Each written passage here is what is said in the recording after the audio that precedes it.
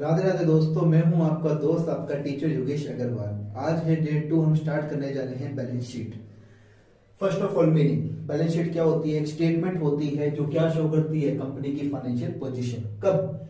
Eight a specified point of time. Now format, इसको हम prepare करते हैं as per part 1 of schedule 3। And किस फॉर्मेट में? वर्टिकल फॉर्मेट में। नाउ बैलेंस शीट के दो पार्ट होते हैं, equity and liability and assets.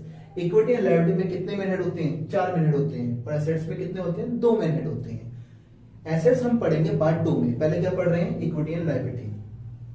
First main head क्या होता है? शेयर होल्डर्स फंड, जिसमें क्या होते हैं? 3 सब हेड। पहला होता है शेयर कैपिटल, जहां पे शो करते हैं जो कंपनी मनी रेज करती है bye issue of shares, equity and preference both. Second क्या होता है? रिजर्व एंड सरप्लस, जहां पे दिखाते हैं कंपनी के reserve, general reserve, WCR, IFR, बहुत सारे रिजर्व होते हैं।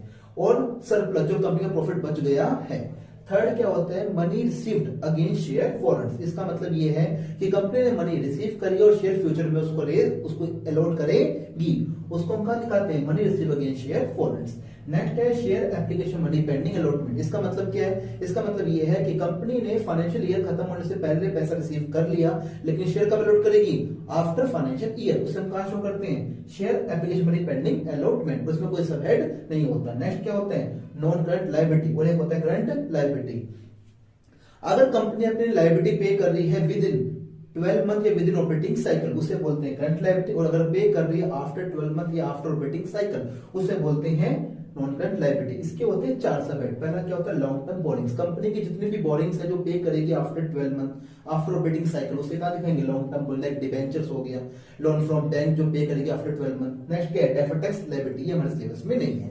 थर्ड क्या है? Other long term liability. अगर कोई लॉन्ग टर्म लायबिलिटी बोरिंग जो मुझे पे करना आफ्टर 12 मंथ, लेकिन वो लॉन्ग टर्म बोरिंग नहीं है, तो कहां पे आएगा? Other long term liability. यहां पे आ जाएगा premium on redemption of debenture.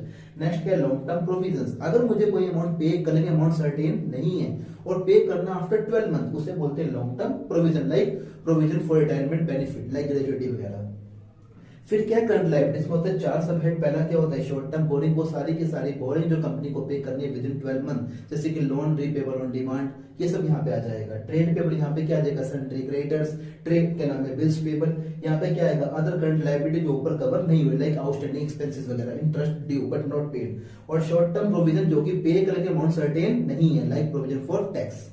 अगर आपको वीडियो अच्छी लगी हो तो इसको लाइक, कमेंट और सब्सक्राइब करना और शेयर